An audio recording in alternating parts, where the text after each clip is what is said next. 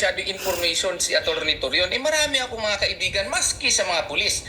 Marami dyan sa mga pulis, ayaw na ayaw yan si General Torre, no? Kasi nga, medyo sumusobra na talaga, no? So, ang information na lumalabas sa akin, A1, no? Sige, eto naman. I-challenge ko si PNP General Marbil. Bigyan ninyo kami ng access dyan sa JMC basement, no?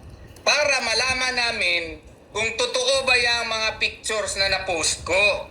Kasi kung totoo yan, hindi mo yan ma-justify just because you have an arrest warrant. Ano na bang ginagawa ninyo dyan? Treasure hunting? Wow, alam na, lalim na kayo ng ng engineer dyan na walang tunnel dyan. Kayo ang gumagawa ng tunnel. Illegal po yung ginagawa ninyo. Correct. Sige nga, papuntahin nyo nga kami dyan bukas. Sama tayo ng mga media, sama tayo ng mga pulis. Kung hindi totoo yung nagawa kayo ng tunnel. Kaya para kung hindi totoo, ay nako, mag-clap kami talaga, no? At kasi kung totoo ito, no? Maski na siguro magkano na yung mga savings ninyo at saka kung meron mang yung mga rumor dyan, no? We will not really take that sitting down, no? Why?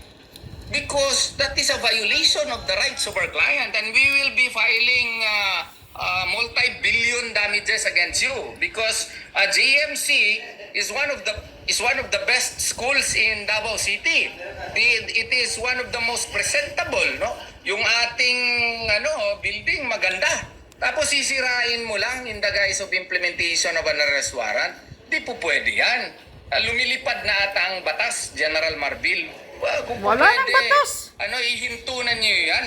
Huwag na yan ituloy pa kasi wala talagang tunnel dyan. Nagre-treasure hunting siguro kayo dyan. Akala nyo may gold bar si Pastor dyan. No? At kung may gold bars dyan, na-explain ko na hindi papunta sa inyo yan. No? Kung may hidden treasure po yan. No? Attorney, kung mako-confirm yung illegal drilling activity nila, anong mga pwedeng ikaso dito sa mga superiors and commanders dyan ng mga kapulisan? Naku, sigurado ako matatanggal yan, no? Grave misconduct, conduct unbecoming of a public officer, conduct prejudicial to the best interest of the service, malicious mischief, no? Etc. Marami po kasi nag-conduct siya, violation of PD 1096. Wala naman siyang permit, no? Galing sa city building official, no? And that is required under the law because that constitutes an alteration. You know, the structural integrity of the building, I was told, no? Would really be compromised as a result of what they are doing. And what if it will really collapse? Correct.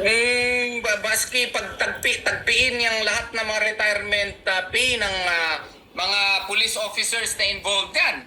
Yung mga kaibigan natin dyan.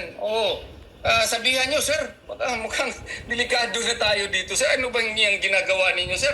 Baka hindi rin kayo nasiran dyan. Merong mga dyan. Kawawa naman kayo. Damay talaga. So, ang ibig kong sabihan niyo rin yung general niyo dyan. Masyado na itong illegal, itong order na pinapagawa sa inyo. No?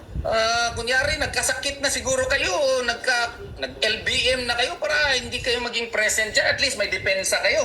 Ngayon, wala kaming magagawa. Mapipilitan kaming ma-include po doon sa mga kasong ipa-file namin sa inyo. Alam nga naman, magsabi kayo, sorry ha, sorry. Sige, okay. Ako, hindi madadaan sa wala sorry yan. accountability. Yes, attorney, kumbaga the damage has been done po. Eto attorney, no,